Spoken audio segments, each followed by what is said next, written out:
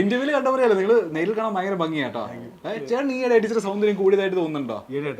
കല്യാണത്തിൽ കണ്ട മെലിഞ്ഞിരിക്കുന്ന പയ്യനെ കല്യാണം കഴിഞ്ഞതിന് ശേഷം പുള്ളിക്ക് അങ്ങ് സൗന്ദര്യമായിരുന്നു. അത് ശരിക്കും പറഞ്ഞ പ്രശ്നം വെച്ചാലേ നമ്മളന്ന് കല്യാണം കഴിക്കാൻ വേണ്ടി പ്ലാൻ ചെയ്ത് കല്യാണം കഴിച്ച ആൾക്കാരല്ലോ. പെട്ടെന്നൊരു പ്രശ്നങ്ങളൊക്കെ ആയിട്ട് എന്നാ വേറെ ഒരു വഴിയില്ലാതെ ഞങ്ങൾ രണ്ട് വിളിച്ചു കല്യാണം കഴിച്ച ആൾക്കാരാണോ. ആ സമയത്ത് ശരിക്കും പറഞ്ഞാല് ഞാൻ ഷൂട്ട് ചെയ്തുകൊണ്ടിരിക്കുന്ന സമയത്ത് നൈറ്റ് ഷൂട്ട് പോയിക്കൊണ്ടിരിക്കുമ്പോൾ എന്നോട് പറഞ്ഞ് വരണം എന്നും പറഞ്ഞ് വിളിക്കണേ. ആ സമയത്ത് ഞാൻ ഡെങ്കു പോസിറ്റീവായി ഹോസ്പിറ്റലിൽ കിടന്ന് എൻ്റെ ഓൾമോസ്റ്റ് ഒരു 9-10 കിലോ എനിക്ക് കുറഞ്ഞിട്ടുണ്ട്. അങ്ങനെ കുറഞ്ഞ് ഞാൻ ഇങ്ങനെ ഇരിക്കുന്ന സമയത്താണ് ഞാനിവിടെ അത് ഞാൻ തന്നെ കണ്ടു. പൊട്ടിക്ക് നമ്മുടെ സൗന്ദര്യം അവിടെ ഇടി ഭയങ്കരമായിട്ട് മെലിഞ്ഞു. അത് ഞാൻ തന്നെ കണ്ടിട്ട് ശരിക്കും ഇത് തന്നെയാണോ ആളുകൾ ഞങ്ങൾ തമ്മിൽ കുറെ മാസങ്ങൾക്ക് ശേഷം അപ്പം കാണുന്നത്. അയ്യോ ഒരുപാട് ഭയങ്കര മാറ്റം. ഞാൻ ചോദിച്ചാൽ ടെൻഷൻ കൊണ്ടാണോ എന്നൊക്കെ വിചാരിച്ചു. പക്ഷെ അല്ല, പുള്ളിക്ക് സുഖമില്ലാതായി. ഹെൽത്ത് ഭയങ്കര പ്രശ്നമാണ്. പക്ഷെ അന്നൊന്നും നമ്മൾ വലിയ മാറ്റമൊന്നുമില്ല അല്ലേ? തിരിച്ചു വന്നപ്പോഴേ ഏതാണ്ട് പഴയ അവസ്ഥയിൽ തന്നെ തിരിച്ചു വന്നാക്കുന്നത്. വലിയ മാറ്റം ചെറിയൊരു തടി ഓക്കെ. എനിക്ക് തോന്നുന്നു ആ റിയാലിറ്റി ഷോ വന്നതിന് ശേഷം ബമ്പർ അടിച്ചത് നിങ്ങൾക്ക് സത്യം പറഞ്ഞു കഴിഞ്ഞാൽ അല്ലേ? നിങ്ങൾ കുറെ കൂടെ ആൾക്കാർ അറിഞ്ഞു എന്ന് മാത്രമല്ല, നിങ്ങളുടെ ജീവിതത്തിൽ കുറെ ട്വിസ്റ്റ് ആൻഡ് ടേൺസ് ഒക്കെ എല്ലാം നടന്നത്, കുറെ നല്ല കാര്യങ്ങളൊക്കെ സംഭവിച്ചത് ആ റിയാലിറ്റി ഷോ. അത് ഞാൻ പിന്നെയും വലിച്ചഴക്കുന്നില്ല. ഞാനത് പറഞ്ഞായിരുന്നുള്ളൂ. ഒരു പക്ഷേ ആ റിയാലിറ്റി ഷോ ഞങ്ങൾക്ക് വേണ്ടി മാത്രം നിശ്ചയിച്ച് കാലം കരുതി വെച്ചെന്നാണെന്ന് ഞാൻ വിശ്വസിക്കാൻ ഇഷ്ടപ്പെടുന്ന ഒരാളാണ്. ഞാൻ ചോദിക്കട്ടെ, ഈ ഇത്രയും മാത്രം പ്രശ്നം വരാനുള്ള കാര്യം എന്തായിരുന്നു? ഇത് ആക്ച്വലി പറഞ്ഞ് സോൾവ് ചെയ്ത് എന്തായിരുന്നു എന്താ പ്രശ്നം? ആക്ച്വലി എന്തായിരുന്നു? രണ്ട് വീട്ടുകാരെ സമ്മതിക്കാനുള്ള ഒരു പ്രശ്നം തരും അത് ആണോ? ഓക്കെ. പിന്നെ രണ്ടുപേരും സമ്മതിക്കണമല്ലോ, രണ്ട് വീട്ടുകാരെയും കൂടെ ഒരുമിപ്പിക്കണമല്ലോ. അല്ല, ആദ്യം എല്ലാവരുടെയും പ്രശ്നം റിലീജിയൻ ആയിരിക്കും. ആ റിലീജിയൻ ഒരു പ്രശ്നമായിട്ട് വരുമ്പോഴാണ് ഇവർ ബാക്കിയുള്ള അതും ഇതും കാര്യങ്ങളൊക്കെ പറയണത്. അപ്പൊ നോർമലി എല്ലാ ഫാമിലിയും പറയുന്ന പോലെ പറഞ്ഞു, നിങ്ങൾക്ക് അങ്ങനെ ഒരുമിച്ച് ജീവിക്കാൻ പറ്റില്ല, മുന്നോട്ട് പോകാൻ പറ്റില്ല, അങ്ങനെ പറഞ്ഞു. അപ്പൊ പിന്നെ നമ്മുടെ ദൗത്യം എന്ന് പറഞ്ഞാൽ എന്താണ്? ജീവിച്ച് കാണിക്കണം എന്നുള്ളത്. അത് നമ്മുടെ നല്ല കല്യാണം കഴിക്കുന്ന എല്ലാവരുടെയും അതാണ്, നല്ല ജീവിക്കുക എന്നുള്ളതാണ്. ഞങ്ങളിപ്പോ വലിയ കുഴപ്പമില്ല. ഇപ്പൊ 3 വർഷമായി കല്യാണം കഴിഞ്ഞിട്ട് ഇപ്പൊ വലിയ കുഴപ്പമില്ലാതെ അവർക്ക് തോന്നി മതമല്ല മെയിൻ, ജീവിതമാണ്, അത് ജീവിക്കുന്നുണ്ട് എന്ന് തോന്നി. ഇപ്പം രണ്ട് വീട്ടുകാർ, എൻ്റെ വീട്ടുകാർ ആദ്യമേ അക്സെപ്റ്റ് ചെയ്തു, അതിനുശേഷം ഉള്ള വീട്ടുകാർ അക്സെപ്റ്റ് ചെയ്തു. അപ്പൊ അത്രേ ഉള്ളൂ സംഭവം. അത്രേ ഉള്ളൂ കാര്യം. ഇനി നിങ്ങളുടെ ലൈഫിൽ ഈ പറഞ്ഞ പോലെ ആ സ്റ്റേജിനും നിങ്ങളുടെ ലൈഫിലും ഭയങ്കര ട്വിസ്റ്റ് വരുത്തിയ ഒരാളുണ്ട്. ആ പുള്ളിക്കാരന്റെ പേര് പറയാതെ പോകുന്നത് ഭയങ്കര എന്താ പറയുക, ഒരു ഇൻകംപ്ലീറ്റ് ആയിരിക്കും. ഞാനും എൻ്റെ ആളാണ്. ഹരിയേടന്റെ കാര്യം പറയാതെ പോകുന്നത് ഈ പറഞ്ഞ ഒരു ഇൻകംപ്ലീറ്റ് ആയി പോകും. എനിക്ക് തോന്നുന്നു നിങ്ങള് കട്ടക്ക് ശ്രമിച്ചിട്ടും പുള്ളിക്കാരൻ എന്ത് പറഞ്ഞിട്ടാ നമ്മളുടെ അച്ഛനെ ഫ്ലാറ്റ് ആക്കി? എന്ത് പറഞ്ഞു എനിക്ക് പറ്റില്ല. അത് ഞാൻ വീട്ടിൽ കയറിയില്ല. ഹരിച്ചേട്ടനും ഷോ ഡയറക്ടർ വിനീഷേട്ടനോട് പോയായിരുന്നു. വിനീഷേട്ടൻ അസോസിയേറ്റ് ഡയറക്ടർ. അപ്പോൾ അവർ രണ്ടോടെ വീട്ടിൽ കയറിയിട്ടാണ് സംസാരിച്ചത്. എന്ത് സംസാരിച്ചു, എങ്ങനെ സംസാരിച്ചു എന്നറിയില്ല. ഞാൻ ചെല്ലുമ്പോൾ ഭയങ്കര ഹാപ്പി ആയിട്ട് ഇവരുടെ വീട്ടുകാർ നമ്മളെ സ്വീകരിച്ചു ഇരിക്കുന്നു. പിന്നെ അങ്ങോട്ട് ഞാൻ സോറിയൊക്കെ പറഞ്ഞു. പിന്നെ ഞങ്ങൾ ഭയങ്കര ഹാപ്പി ആയിട്ടാണ് സംസാരിച്ചത്. പക്ഷെ ഇതുവരെ ഞാൻ ഹരിച്ചനോട് ചോദിച്ചില്ല. പക്ഷെ പുള്ളി നമ്മുടെ കൂടെ ഉള്ള ഒരു ഇന്റർവ്യൂവിൽ പറഞ്ഞത്, കോമൺ ആയിട്ട് പറഞ്ഞത്, അച്ഛൻ കുറെ കാര്യങ്ങൾ പറഞ്ഞു, പുള്ളിയും അതുപോലെ കുറെ കാര്യങ്ങൾ അങ്ങോട്ട് സംസാരിച്ചു. പിന്നെ പുള്ളി കൺവിൻസ് ചെയ്യിച്ചു എന്നാണ് പറഞ്ഞത്. അത് വലിയൊരു ടാസ്ക് ആണ്. അത് ഒരിക്കലും ഒരാൾക്ക് പറ്റുന്ന. ഹരിച്ചൻ ഒരു മെസ്സേജ് ആയിരുന്നു ന്യൂ ഇയറിന്. ഞാൻ അയച്ച മെസ്സേജ് ഞാനത് അപ്പൊ തോന്നി ഞാൻ അയച്ചതാണ്. അത് ഞാൻ എന്താ അയച്ചതെന്ന് ചോദിച്ചു കഴിഞ്ഞാൽ, ഞാനത് എൻ്റെ മനസ്സിൽ തോന്നിയിട്ട് ഞാൻ അങ്ങനെ അയച്ചതാണ്. ഞാൻ കാണിച്ചു തരാം. ഞാൻ അയച്ചത്, ഹരിയണ, ഈ കഴിഞ്ഞുപോയ വർഷം നിങ്ങളെ എൻ്റെ ചേട്ടൻ്റെ സ്ഥാനത്തും സബിത ചേച്ചിയെ ഏട്ടത്തിയുടെ സ്ഥാനത്തും കിട്ടി എന്നുള്ളതാണ് എൻ്റെ സന്തോഷങ്ങളിൽ ഒന്ന്. ഒരു ചേട്ടനായി, നല്ല കൂട്ടുകാരനായി ചേർത്ത് നിർത്തിയതിനും കൂടെ കൂട്ടിയതിനും ഉപദേശിച്ചതിനും നല്ലത് പറഞ്ഞതിനും കമ്പനി കൂടിയതിനും എല്ലാത്തിനും ഒരുപാട് നന്ദി. ഞാൻ പറഞ്ഞു, നമ്മൾ തമ്മിൽ എത്ര വയസ്സിന് വ്യത്യാസമുണ്ട്, എന്നിട്ടും അതൊന്നും നോക്കാതെ, നിങ്ങളുടെ പൊസിഷൻ നോക്കാതെ, കാരണം പുള്ളി അങ്ങനെ നിൽക്കുന്ന ഒരു ആൾ, പ്രൊഫഷൻ നിൽക്കുന്ന ആളുകൊണ്ടാണ്, നോക്കാതെ എന്തോ ഒരു അലമ്പ് നമ്മൾ ആ സ്റ്റേജിൽ കാണിച്ചു. ഞങ്ങൾ ഭയങ്കര അലമ്പാണ് ആ സ്റ്റേജിൽ. ശരിക്കും പറഞ്ഞാൽ പരസ്പരം കളിയാക്കിയും ഒരുമിച്ചിരുന്ന് ഫുഡ് കഴിച്ചും തగ్గടിച്ചും ഒരു കളിക്കൂട്ടുകാരെ പോലെ കഴിഞ്ഞ 3 മാസം നമ്മൾ ആഘോഷിച്ചു. എത്ര രാത്രികളെ നമ്മൾ പകലാക്കി മതി മറന്നു. കാരണം ഞങ്ങൾ ശരിക്കും ഷോയ്ക്കനെ പോകുന്നതിനെക്കാട്ട് ഉപരി അടിച്ചു പൊളിക്കാൻ വേണ്ടി തന്നെ പോയതാണ്. ഇപ്പം ഞാൻ പറഞ്ഞു, നിങ്ങൾ സ്വയം ജീവിക്കാൻ മറന്നുപോയൊരു വിഡ്ഢിയാണ്. നിങ്ങൾക്ക് നാളെക്കുറിച്ച് ചിന്ത ഉണ്ടോ എന്ന് എനിക്ക് തോന്നുന്നില്ല. നിങ്ങളുടെ അച്ഛനായി കിട്ടിയതിൽ ആ മക്കളും ഭാഗ്യം ചെയ്തവരാണ്. എൻ്റെ ജീവിതാവസാനം എൻ്റെ മനസ്സിലും ഹൃദയത്തിലും നിങ്ങൾക്കൊരു സ്ഥാനമുണ്ട്, മറക്കില്ല എന്നും പറയണം. ഞാൻ പുള്ളി എനിക്ക് വോയിസ് അയച്ചേക്കാം, നീ ഇത് എന്താണ് പ്രാന്താണെന്ന് എനിക്ക് മെസ്സേജ് അയച്ചു. ഞാനത് ശരിക്കും എനിക്ക് മനസ്സിൽ തോന്നിയിട്ട് അയച്ചു തരുന്നുണ്ട്. പുള്ളി അങ്ങനെയാണ് ശരിക്കും പറഞ്ഞു കഴിഞ്ഞാൽ. ഓക്കെ.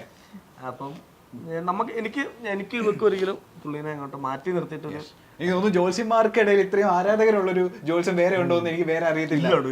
പുള്ളിയുടെ കൊടുക്കുന്ന മറുപടികളാണെങ്കിൽ അതെ അതെ, എനിക്കിപ്പോ അതിനകത്ത് നെഗറ്റീവ് കമന്റ്സ് ഒക്കെ വരുമ്പോൾ ഞാൻ ഭയങ്കര മൂഡ് ഓഫ് ആയിട്ടിരിക്കുമ്പോൾ പുള്ളി എന്നോട് പറയും, മോളെ നീ എന്റെ പ്രൊഫൈൽ എടുത്ത് നോക്കടി, എന്തൊരു തെറിയ വിളിച്ചേക്കണം, നീ എന്തിനാ ഞാനൊന്നും മൈൻഡ് ചെയ്യില്ല മോളെ, നീ അന്ന് അത് കാര്യമാക്കണ്ടടി എന്നൊക്കെ പറഞ്ഞു.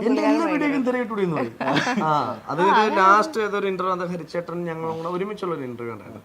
ഹരിച്ചേട്ടൻ വന്നപ്പോഴേ പറഞ്ഞു, പേടിക്കണ്ട, ഈ പ്രാവശ്യം തെറി ഞാനിവിടെ ഷെയർ ചെയ്യുന്ന ഭയങ്കര പോസിറ്റീവ് മനുഷ്യനാണത്. എല്ലാത്തിനും ആ രീതിയിൽ എടുക്കാൻ പുള്ളിക്ക് പറ്റും. അതെ, എനിക്ക് തോന്നുന്നു ജോത്സ്യന്മാർക്കിടയിൽ ഇത്രയും തുറന്ന് സംസാരിക്കുന്ന ഒരാൾ വേറെ ഉണ്ടാവില്ല. ഞാൻ ഇതുവരെ ഇങ്ങനെ ഒരു ജോത്സ്യനെ കണ്ടിട്ടേ ഇല്ല. എല്ലാവരും ഇപ്പൊ ഈ ജോത്സ്യം പ്രൊമോട്ട് ചെയ്യാനേ നോക്കത്തുള്ളൂ, പുള്ളിക്കാരൻ അതുപോലും നോക്കാറില്ല. അതുകൊണ്ടാണ് ഞാൻ പറഞ്ഞത് നിങ്ങൾ ജീവിക്കാൻ മറന്നുപോയ വിദ്യയാണ് ഞാൻ അങ്ങനെ തന്നെ ഞാൻ എഴുതിയിട്ടത്. കാരണം ഇപ്പോഴും ആ പഴയ വീട്ടിൽ തന്നെയാണ് താമസിക്കുന്നത്, അങ്ങനെയൊന്നുമില്ല. ഞങ്ങൾക്ക് വലിയ വീട് വേണം, വലിയ വണ്ടി വേണം, അങ്ങനെയൊന്നുമില്ല. പുള്ളി ഇന്നത്തെ ലൈഫ് പുള്ളി മാക്സിമം എൻജോയ് ചെയ്യുന്നുണ്ട്. ഓക്കെ, ഇനി നിങ്ങളുടെ ആ ഹരിയേട്ടന് നിങ്ങൾക്ക് നിങ്ങളോട് എന്തോ ചോദിക്കാനുണ്ട്. ഞങ്ങളോട് പുള്ളിക്കാരുടെ ചോദ്യം ഞാൻ അടുത്ത് പ്ലേ ചെയ്യാൻ പോകുന്നത്. പുള്ളിക്കാരന്റെ ചോദ്യത്തിന് നിങ്ങൾക്ക് എന്താ മറുപടി പറയാനുള്ളതെന്ന് ചോദിച്ചു കഴിഞ്ഞാൽ കൊടുത്താൽ മതി. പുള്ളിക്കാരൻ പറഞ്ഞിട്ടുണ്ട് ആ ഭാഗം എനിക്ക് എന്തായാലും കട്ട് ചെയ്ത് തരണം എന്നൊക്കെ പുള്ളിക്കാരൻ നേരത്തെ പറഞ്ഞിട്ടുണ്ട്. അപ്പൊ കേൾക്കുകയല്ലേ? പിന്നെ ഹായ് അനൂപ്, ദർശന, സുഖമല്ലേ മകളെ? പിന്നെ സുഖമാണോ ചോദിക്കേണ്ട കാര്യമില്ല, കാരണം നമ്മൾ എന്നും സംസാരിക്കാറുണ്ട്. പിന്നെ ഈ ഇവരുടെ ഒരു ഇൻ്റർവ്യൂവിൻ്റെ ഒരു സെഗ്മെൻ്റ് എന്നുള്ള നിലയിൽ ഒരു ചോദ്യം ചോദിക്കണം എന്ന് പറഞ്ഞപ്പം എന്ത് ചോദിക്കാൻ എന്നും നമ്മളൊന്നും സംസാരിക്കുന്നവരാണെങ്കിലും ഞാനൊരു ചോദ്യം അനൂപിനോടാണ്, ചോദ്യമല്ല സത്യമാണോ എന്ന് അറിയാൻ വേണ്ടി ഒരു ഉറപ്പ് വരുത്താൻ വേണ്ടിയുള്ളൊരു കാര്യമാണ് ചോദിക്കുന്നത്. അതായത് ഇപ്പോൾ നമ്മളുടെയൊക്കെ ജീവിതത്തിൽ നമ്മൾ എല്ലാവരും വഴക്കുണ്ടാവുന്നവരാണ്. എല്ലാ വിവാഹിതരായിട്ടുള്ള ആളുകളുടെ ലൈഫിലും ഉണ്ട്, സ്വാഭാവികമല്ലേ. രണ്ട് വീടുകളിൽ നിന്ന് വരുന്ന ആളുകളാകുമ്പോൾ പ്രശ്നങ്ങളൊക്കെ ഉണ്ടാവും. എൻ്റെ ലൈഫിലും എല്ലാവരുടെയും ലൈഫിലുണ്ട്, അതുപോലെ നിങ്ങളുടെ ലൈഫിലും ഉണ്ടാവും. അപ്പോൾ നേരത്തെ വഴക്കൊക്കെ ഉണ്ടാകുമ്പം നിങ്ങളെ സംബന്ധിച്ചുള്ളൊരു പ്രശ്നം ഒന്ന് അച്ഛനമ്മയുടെ ഒന്നും പിന്തുണ ഉണ്ടായിരുന്നില്ല. അപ്പോൾ ഇത് സോൾവ് ചെയ്യാൻ നിങ്ങൾ തമ്മിൽ അങ്ങോട്ടും ഇങ്ങോട്ടും സോൾവ് ചെയ്യുമായിരുന്നു പതിവ്. എന്നോട് സ്റ്റെഫിനാണ് ഈ സംഭവം പറഞ്ഞത്, ഇതിനൊരു ഉറപ്പ് വരുത്താനാണ് ചോദിക്കുന്നത് അനൂപിനോടാണ്. അപ്പോൾ നേരത്തെ അങ്ങനെ നിങ്ങൾ തമ്മിൽ സോൾവ് ചെയ്യുമായിരുന്നു പതിവ്. ഇപ്പം അനൂപ് ചെറുതായിട്ട് വഴക്ക് തുടങ്ങുമ്പോൾ ദർശന പറയാറുണ്ട്, അത്രയും അധികം നിങ്ങൾ വിളച്ചിലെടുക്കരുത്, എനിക്ക് 7 ആങ്ങളമാരുണ്ട്, ഞാൻ വിളിച്ചാൽ അവരിങ്ങനെ ഓടി വരും എന്ന് പറഞ്ഞ് അനൂപിനെ ഭീഷണിപ്പെടുത്താറുണ്ട് എന്ന് കേട്ടു. സത്യത്തിൽ അത് സത്യമാണോ? സത്യമാണോ എന്നാ ചോദിക്കുന്നത്. 7 ആങ്ങളമാരെ പേടിയില്ലും ഹരിച്ചേട്ടന്റെ പേടിയുണ്ട്. ഹരിച്ചേട്ടന്റെ പേടി സദ്യ ചേച്ചിന് അത്യാവശ്യം പേടിയാണ്. അതെന്നെ സംബന്ധിച്ചാലേ ഹരിയാണ പിന്നെങ്കിലും ഭയങ്കര സോഫ്റ്റ് ആയിട്ട് നമ്മൾ സംസാരിക്കും. അങ്ങനെ പറയും, നീ എന്താ കാണിച്ച, നീ അങ്ങനെ അങ്ങനെയൊക്കെ പറയും. പക്ഷെ നമുക്ക് ഏത് സിറ്റുവേഷനിലും പോയി പറയാം എന്നും പറയാം.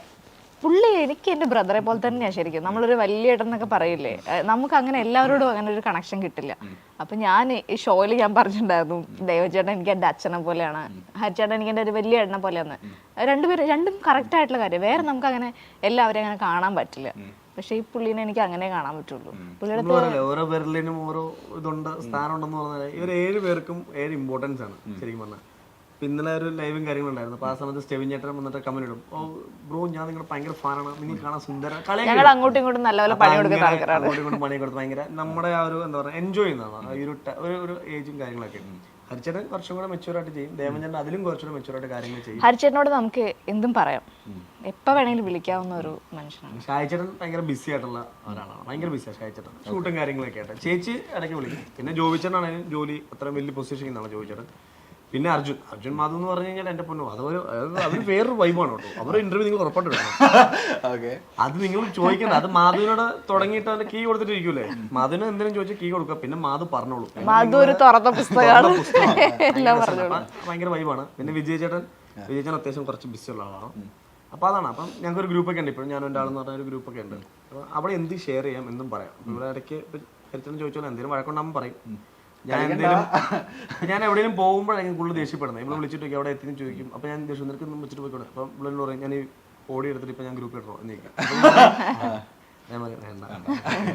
പുള്ളി എന്നോട് പറയും, ഹരിച്ചേട്ടൻ പുള്ളിയോടും പറയും, എടാ നിന്റെ വീട്ടിൽ പോയി ഞാൻ സംസാരിച്ചാൽ കൊച്ചിനത് എല്ലാവരും അതാട്ടാ പറയണത്. ദേവഞ്ഞാനൊക്കെ പറയും, വിളിച്ചിട്ട് പറയും. അത് യാഥാർത്ഥ്യമുണ്ട്. അപ്പൊ അവര് നമ്മുടെ ഫാമിലി പോലെയാണ് 7 പേരും ശരിക്കും പറഞ്ഞത്. ഇനി പുള്ളിക്കാരൻ ഒരു ചോദ്യം കൂടെ ചോദിക്കാനുണ്ട്. ഫണ്ണി ചോദ്യം. സിനിമയാണ് അനൂപിന്റെ മനസ്സിൽ മുഴുവൻ. അങ്ങനെ അനൂപിന്റെ ഒരു പ്രോജക്റ്റ് എനിക്ക് തോന്നുന്നു ഉടനെ തന്നെ വരാനുള്ള ഒരു സാധ്യതയിലേക്ക് എത്തിയിട്ടുണ്ട്. അതിൻ്റെ കാര്യങ്ങളൊക്കെ നടന്നു വരുന്നു എന്നെനിക്കറിയാം. അതെന്തായാലും പെട്ടെന്ന് നടക്കട്ടെ, പെട്ടെന്നൊരു നല്ലൊരു സിനിമ മലയാളത്തിൽ ലഭിക്കട്ടെ എന്ന് ഞാൻ ആദ്യമേ ആശംസിക്കുന്നു, പ്രാർത്ഥിക്കുന്നു. എനിക്ക് അനൂപിനോട് ചോദിക്കാനുള്ളൊരു ചോദ്യം, അനൂപിൻ്റെ സിനിമയിൽ ഒരു നായികയെ വേണം, നായിക എന്തായാലും വേണമല്ലോ, അപ്പോൾ അങ്ങനെ അതിന് പുറത്തുനിന്ന് ഒരാളെ എടുക്കണം എന്നൊരു തോന്നലുണ്ടായാൽ ഞാനും എൻ്റെ ആളും ടീമിലെ 8 പെൺകുട്ടികളിൽ നിന്ന്, പെൺകുട്ടികൾ എന്ന് തന്നെ ഉപയോഗിക്കുക, അല്ലെങ്കിൽ പിന്നെ വല്ലവിടെ അല്ലേ തല്ലിക്കൊല്ലത്തില്ലേ, 8 പെൺകുട്ടികളിൽ നിന്ന് നിങ്ങൾ ആരെയായിരിക്കും സെലക്ട് ചെയ്യുക? ദർശനയും കൂടെ ഉൾപ്പെടുത്തിയാണ് ഞാൻ ഈ ചോദ്യം ചോദിക്കുന്നത്. അതുകൊണ്ട് ദർശന അടുത്തുണ്ടെന്ന് മനസ്സിലാക്കിക്കൊണ്ട് കൃത്യമായൊരു മറുപടി തരുമെന്ന് പ്രതീക്ഷിക്കുന്നു. നായികയായിട്ട് ആരെ സെലക്ട് ചെയ്യുമെന്നാ ചോദിക്കുന്നത്? എന്റെ പേര് പറഞ്ഞില്ലെങ്കിൽ ഇപ്പൊ ഇവിടെ അടിയുണ്ടോ? നായികയായിട്ടല്ലേ?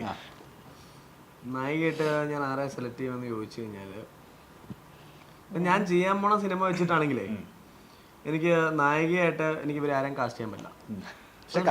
കാസ്റ്റ് ചെയ്യണമല്ലേ? അതിനകത്ത് നായിക ഇമ്പോർട്ടൻസ് എനിക്ക് തോന്നുന്ന നായിക ശരി, ഞാനൊരു അതിനകത്തുനിന്ന് ഒരാളെ നായികയായിട്ട് സെലക്ട് ചെയ്യണമെങ്കിൽ ഞാൻ ഒരു കാര്യം ചെയ്യാം, ഞാൻ മാധവിനെ സെലക്ട് ചെയ്യും.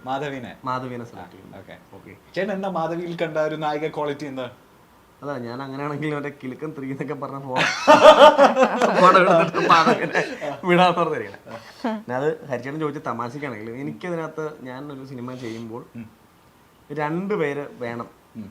അത് ഏത് സബ്ജക്റ്റ് ചെയ്താലും അപ്പം നമുക്ക് പറയാൻ പറ്റില്ല. ഇപ്പൊ ജയതിച്ചേട്ടൻ ഏത് ക്യാരക്ടറും ചെയ്യൂലേ, പക്ഷെ ഏത് ക്യാരക്ടറും ചെയ്യാൻ പറ്റിയ അങ്ങനെ ഇപ്പൊ ചുള്ളനൊക്കെ ആണെങ്കിൽ പറ്റൂല, അല്ലെങ്കിൽ ഭയങ്കര സുന്ദരിയാണെങ്കിൽ ഒത്തിരി വയസ്സ് അയാളുടെ ക്യാരക്ടർ ചെയ്യാൻ പറ്റില്ല.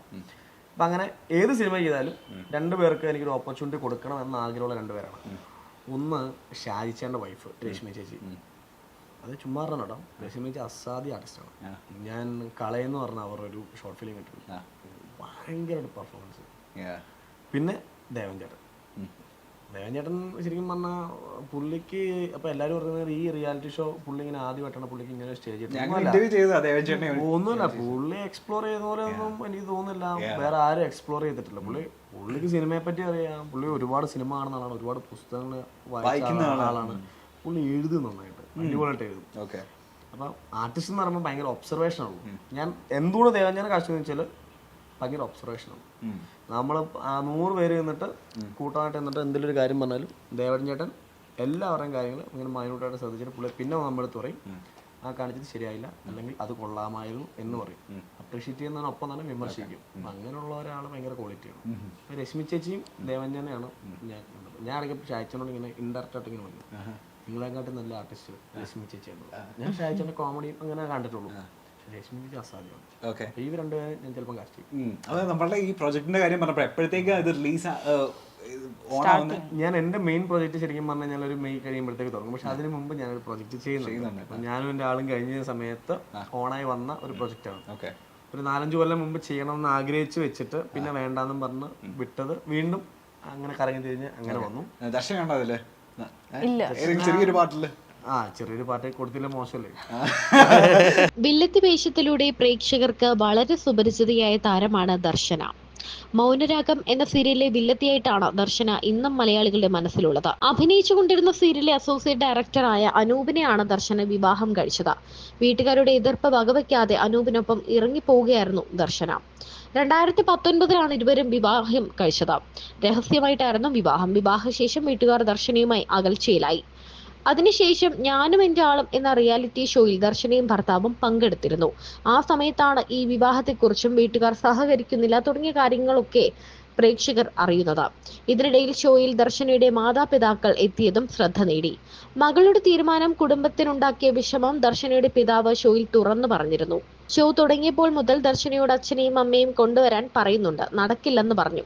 ജോൾസൻ ഹരി പത്തനാപുരമാണ് അതിൽ ഏറ്റവും കൂടുതൽ ഇനിഷ്യേറ്റീവ് എടുത്തത്. ഞങ്ങളുടെ ഇടയിൽ നിന്ന് സംസാരിക്കാൻ ആരുമില്ലായിരുന്നു. തന്നെ പോയി സംസാരിച്ചാൽ അത് ശരിയുമാവില്ല. ഹരിച്ചേട്ടനാണ് അച്ഛനോടും അമ്മയോടും സംസാരിക്കുന്നത്. ഹരിച്ചേട്ടൻ എന്നെ ഒരു ദിവസം വിളിച്ചു, പെട്ടെന്ന് വരണമെന്ന് പറഞ്ഞു. അങ്ങനെ ഞാൻ അവിടെ ചെന്നു. പ്രോഗ്രാം പ്രൊഡ്യൂസർ വിനീഷ് അവിടെയുണ്ട്. നീ ഒന്നും മിണ്ടണ്ട, വന്നാൽ മതിയെന്ന് പറഞ്ഞ ഹരിച്ചേട്ടൻ എന്നെയും കയറ്റി ദർശനയുടെ വീട്ടിൽ പോയി. ഹരിച്ചേട്ടനും വിനീഷേട്ടനും നേരെ പോയി അച്ഛനോട് സംസാരിച്ചു. ഞാൻ വണ്ടിയിൽ ഇരിക്കുകയാണ്. അവർ വിശദമായി സംസാരിച്ച ശേഷമാണ് ഞാൻ ചെല്ലുന്നത്. അച്ഛനും അമ്മയും ചേച്ചിമാരുടെ മക്കളും ഒക്കെയുണ്ട്. അങ്ങനെ അവർ സന്തോഷത്തോടെ സ്വീകരിച്ചു. പ്രോഗ്രാമിൽ നിങ്ങളും വരണമെന്ന് ഹരിച്ചേട്ടൻ പറഞ്ഞു. തീരുവാണെങ്കിൽ തീരട്ടെ എന്ന് പറഞ്ഞാണ് അവർ ഷോയിൽ വരുന്നത്. ഹരിച്ചേട്ടൻ ചെയ്തത് വലിയ കാര്യമാണെന്നും തന്റെ അച്ഛനെ സമ്മതിപ്പിക്കുക എളുപ്പമല്ല എന്നും ദർശനയും പറയുന്നു. നേരത്തെ ദർശനയുടെ പിതാവ് ഷോയിൽ പറഞ്ഞ വാക്കുകൾ ചർച്ചയായിരുന്നു.